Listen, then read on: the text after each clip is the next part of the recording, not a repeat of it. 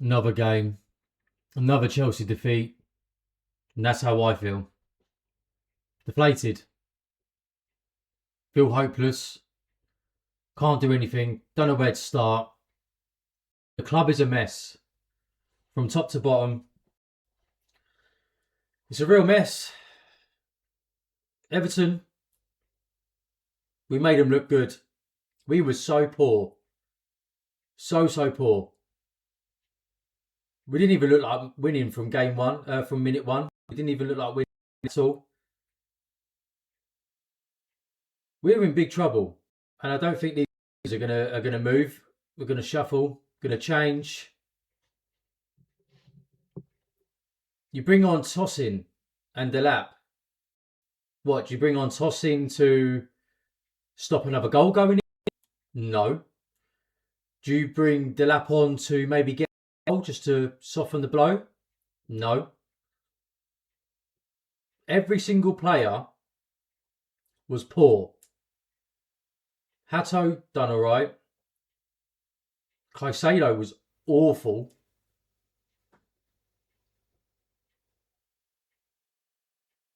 Palmer, don't think he was going to do anything anyway. I would like to have seen him in the 10. He's isolated out on the right a little bit. Far cry from the player that we signed. I was there his first game under Poch. I think we were losing to Forest, I think it was 1-0. Alanga, if I remember rightly. And he come on for a cameo for about 15 minutes. And even when he come on, I was like, this is a player. This is a serious player. I enjoyed watching him for them 15 minutes. And then we knew how the season went after that. And how last season went a little bit up and down, but, the Conference League final took it upon himself. The beginning of last season, he was electric. Far cry. These players, hang on, let me reposition. Oh, feeling frail after that yesterday. The players are playing like they want their manager to get sacked. And if we sack our manager, which we all want, because bless his heart, he should have never been in the job in the first place. It's far above his pay grade. But why is he in? Because he's a yes man and he's a defence. He's a barrier that's in front of us, the fans, and then the owners. So he's going to come in. It's not his fault. Not getting a tune out of these players. He did at the beginning, but you can see that these players want to play for him. And they will carry on playing like this until he's gone. But who else do we get in? It's just going to be the same thing. Fabian Hertzler, Gary O'Neill, Russell Martin. People that are going to be yes men and that would see Chelsea Football Club on their CV in the future as an entitlement to get any job that they want. Once you've got that on there, pretty much an open market. I mean, not in this given time though. Not in this given time that what we're in as Chelsea fans. We're in a real mess from top to bottom. I don't know whether I feel sorry for Toboli a little bit, because I don't feel like a lot of this is he's been pushed out. He has been pushed out. The only thing that he's contributing is his money. He came in, first window, pretty much on his own. All right, they weren't standout amazing players, but I tell you what, you'll take them now. If we signed Aubameyang now, at his age he was back then, you'd love it. Koulibaly, you'd be doing the same. Sterling, we'd be more excited after what we've seen coming after. You look at the list of the Chelsea players that they've brought in since Clearlake, Igbali, Feliciano, Winstanley and Stewart, Finkelstein, all of those have come in and started being yap, multiple voices in that room. You look at all the list of players, and I went through them the other day, and it just looks like chaos. No structure. And I'm talking about players, their age, where they came from, their position. But if you put that in front of Clearlake and Bluecount, the whole lot, they would look at it from a financial side. And that is the problem. They're looking at the right side of financial. We're looking at the left side of players. Because all we care about is football. And all they care about is money. And they just hope that something's going to click. A manager's going to click. Players are going to click. Okay, Enzo Fernandez has clicked. Caicedo did click. He has clicked. Cole Palmer, he clicked. João Pedro's just started clicking. But that ain't going to get you anywhere in the long run. And I tell you something. If we carry on with this ownership through to next season, I can guarantee that we will be where Tottenham are. And I always think it could be worse. We could be, and I'll tell you what we could be next season. If we carry on with these Muppets, we will be where they are. And we Tottenham, top 6 club. Why are they a top 6 club? Why would Chelsea be a top 6 club? We was, but we certainly aren't now. What do I think about the game yesterday? I watched up to 65th, 70th minute. I didn't watch the last bit of the game because I had to go somewhere. But I don't think I even need to watch it because nothing changed apart from we conceded another goal. And when that goal went in and I heard it, I laughed. I'm not angry. I'm not upset. I'm numb. I'm not surprised. When Beto's goal went in, I'm not surprised. If I was surprised, then I'd be angry because that's not what I expect. But I expect it from these guys. I expect Wesley Fofana to be losing his man and making it too easy. I expect Robert Sanchez to be hesitating whether to come out. And if you watch him when he comes out, he doesn't really open himself wide. He sort of just slides with his knee and his arms are to his side. That's not narrowing anything for Beto. I mean, it's a lovely finish, don't get me wrong. And Hato, he's not going to get anywhere near that. He tries, but he doesn't. When Rosenior came in, he said, I want it to be wave after wave after wave of pressing in the first 15 minutes.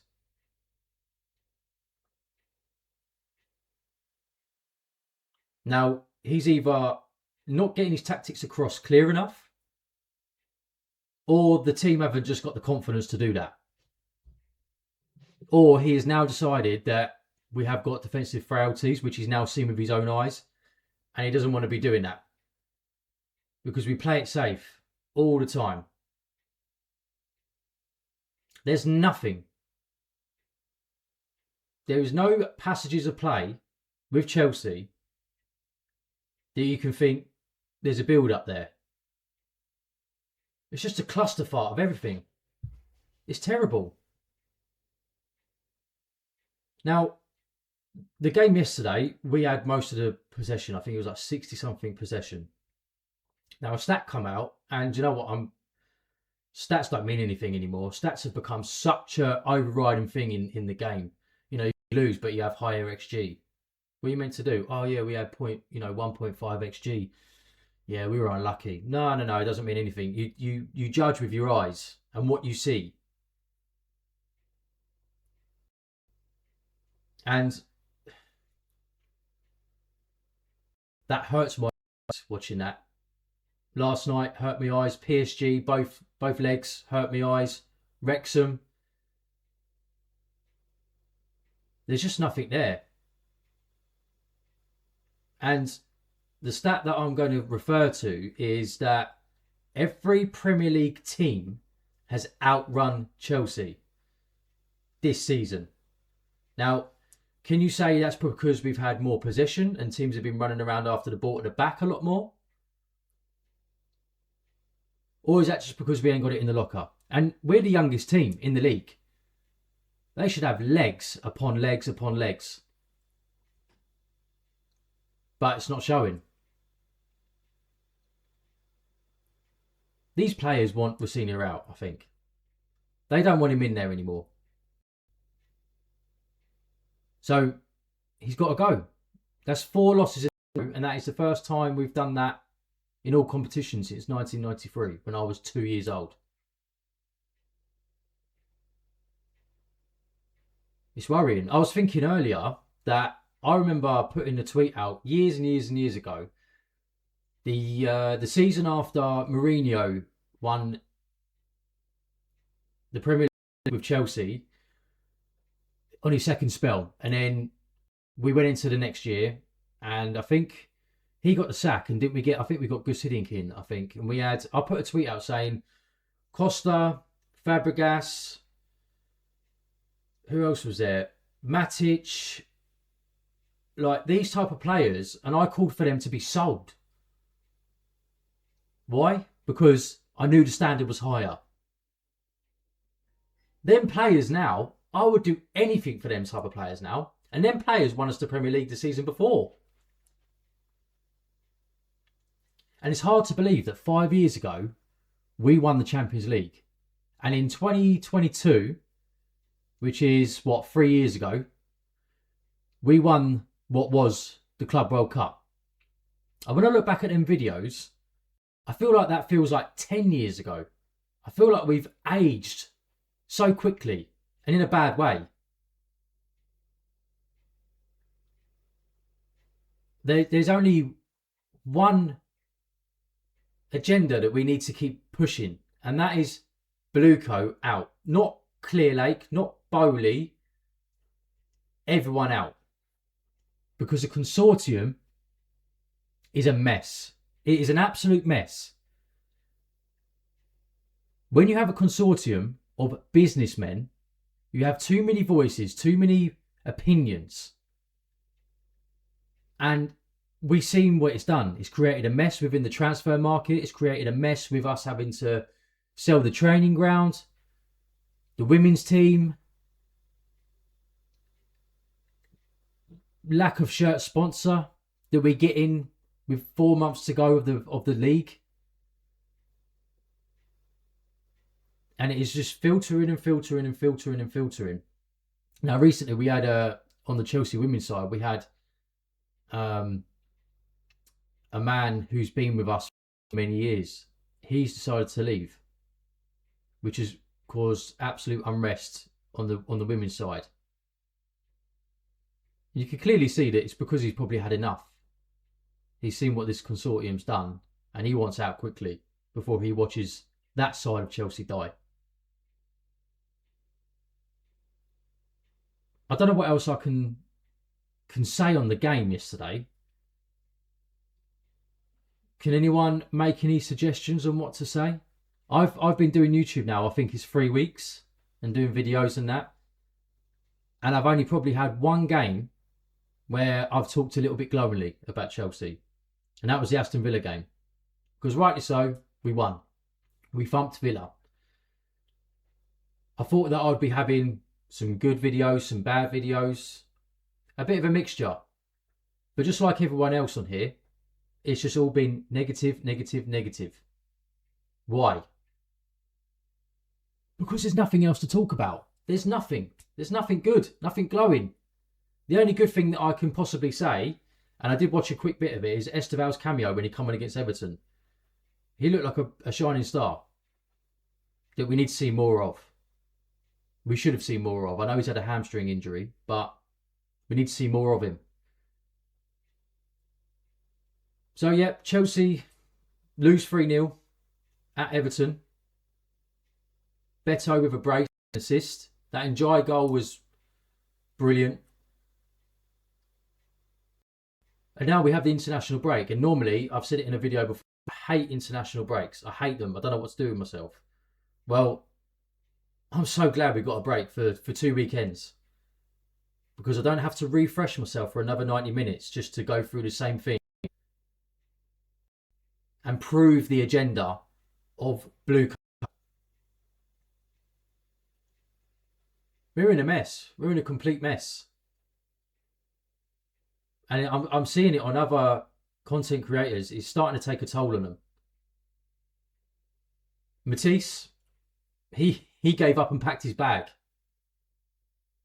And he went home. He went with his family in Dublin. During the game, George Benson, normally after full time, he puts out a 6 Things We Learned. That didn't come out till this morning. He didn't even watch the game. And the last time he done that was because he thought a game was on a Sunday and it was actually on a Saturday. By accident. He done this on purpose. Now, Eunice, I give him his due. He's come out. And that man, when he talks about football, when he talks about Chelsea, when he talks about something, he's got so much underneath it, and he explains and he explains. His facts are next to none brilliant. So he's definitely worth going to listen to, which I'm sure any of you that might be watching this or have already listened to him this morning or last night. But Bluecoout out. Strasbourg are flying over. The Ultras. They're going to be joining Chelsea, the Chelsea fans, in a march. I'm going to be going. I'm going to do a little bit of content. I would like to give everyone my view from Stamford Bridge, but I am going to be putting my phone away to support, because I'm there to go there just for clicks or content. I do want to give a little bit because I want to give my verdict on, I think, how it went and what people's opinions are. Try and speak to a few people. But the 18th can't come quick enough. And I hope that a lot of Strasbourg fans come over. The fact they're willing to fly over on a cold, probably dull night in April for an 8 o'clock kickoff, just to go and march against these owners, says a lot. Under Bluecode, Chelsea have died. We're dead.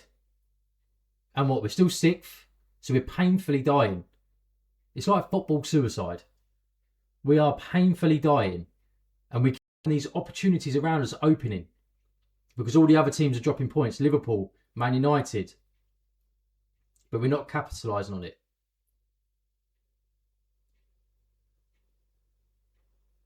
I don't know where else we can go. Sacking Rossini is just going to give us another yes man. Even worse. And we're saying that Rossini is worse than Potter. Probably. I think so. He's lost the dressing room already. He had a bit of a manager bounce, but he's lost them already. He talks a good talk in the conference, and I like the way he talks, or I did like the way he talks, but I can't watch him anymore. Because I don't believe anything he's saying. And I've had enough of him keep saying outstanding players, world-class players. We've seen it all, man. We've seen it all as fans. We don't need to listen to you anymore. We're tired. We're done. I don't know if there's anything else I can really say on this, to be honest. I don't even know why I come on. I think it's a bit of a rant.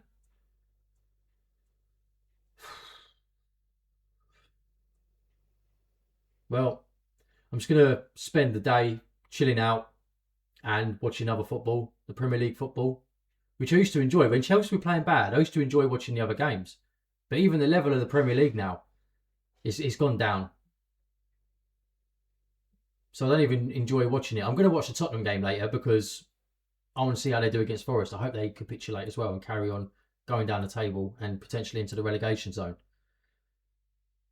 But Chelsea fans, let me know your thoughts, how you're feeling. If you can see anything different from what I'm saying on here. Will you be going to the protest? Do you want Liam Rossini out? When's change going to come? Do we need to carry on going to the games and cause mass exits? Because people have already paid for their memberships and season passes in advance. They've spent £800, £900 of their own hard-earned money. They're not going to want to give up their tickets. They're going to want to go and probably voice their opinions, chanting. But that's where they need to start doing mass exits. 60th minute. Make it known. Make it obvious. Especially when they're up there in the stands watching. So thanks for watching, guys. International break now. We come back and we face Port Vale.